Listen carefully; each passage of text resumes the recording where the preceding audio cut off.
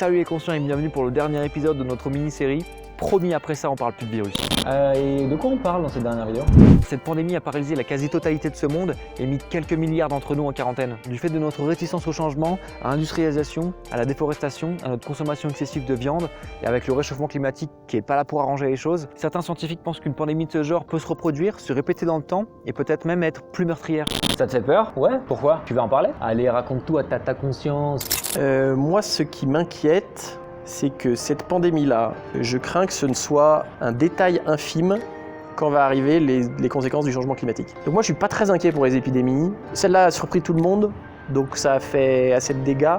Je pense que gérer une épidémie, c'est pas ultra compliqué. C'est lourd pour les gens parce qu'il y a du confinement, bien sûr il y a les décès, pour les soignants c'est horrible, mais je pense que c'est gérable au niveau humain. Le changement climatique, ou en tout cas l'élévation de la température moyenne dans les 50-100 prochaines années, ça je sais pas comment on gère.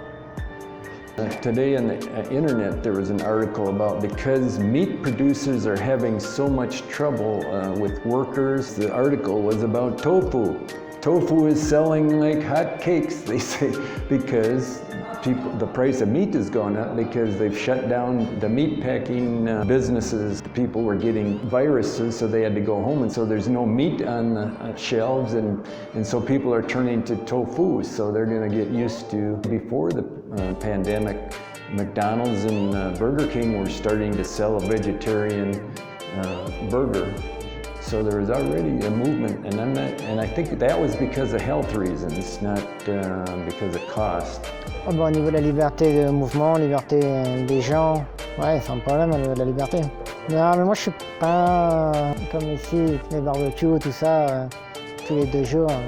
Non, c'est pas trop mon truc, on va dire.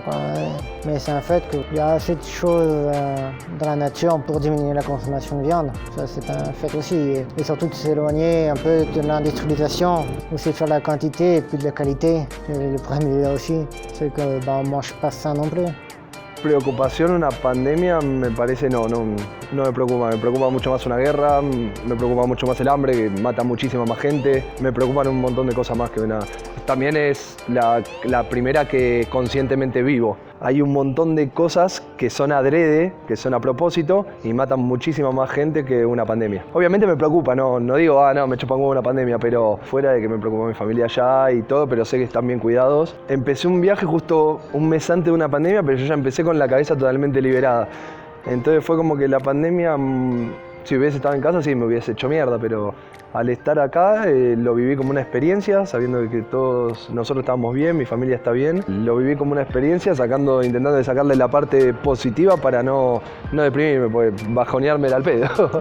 Alors je pense que certains ont commencé à le voir avec cette pandémie et que ça va aider à changer les consciences. Mais si on prend le tournant trop tard, ça veut dire qu'on a des dizaines, voire des centaines d'années avec des températures plus élevées qui vont faire des sécheresses à des endroits, plus de catastrophes naturelles, des problèmes d'accès à l'eau, des problèmes d'accès à la nourriture, des problèmes de...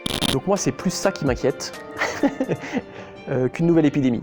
Celle-là paraissait quand même sur le papier assez puissante, la contagion était manifestement assez importante, les symptômes étaient graves, donc c'était quand même une épidémie assez vénère et qui finalement en 2 mois a été, alors je ne dis pas que c'est résolu, on croise les doigts qu'il n'y ait pas une autre vague ou que ça ne reprenne pas, mais même si ça reprend, avec ce qu'on sait maintenant sur l'épidémie, à mon avis, une épidémie c'est gérable.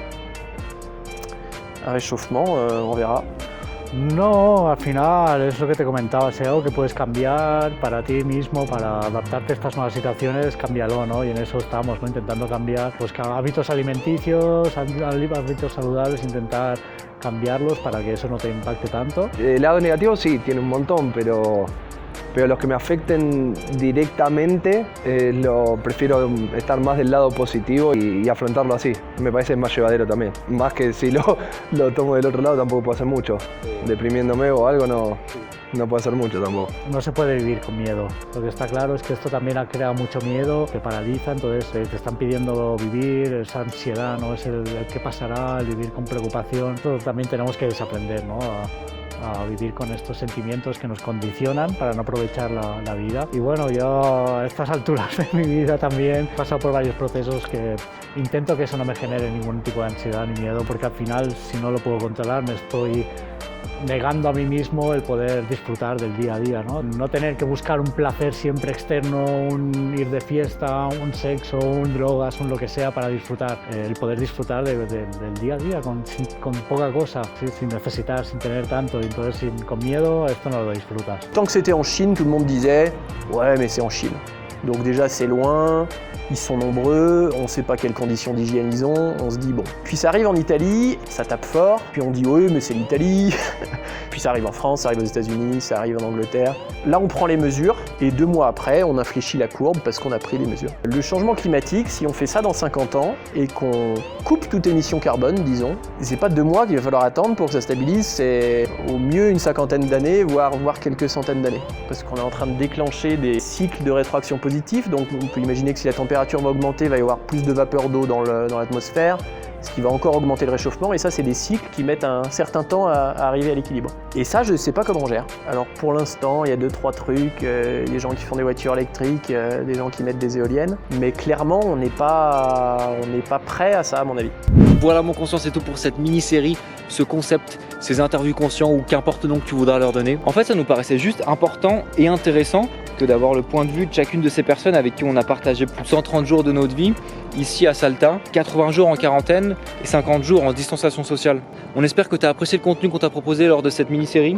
Si oui, n'hésite pas à liker, à commenter, à partager, à t'abonner à la chaîne et surtout à faire sonner la cloche pour être averti de la sortie de la prochaine vidéo. D'ici là, tâche de rester conscient, nous on va tâcher de le rester. Ciao.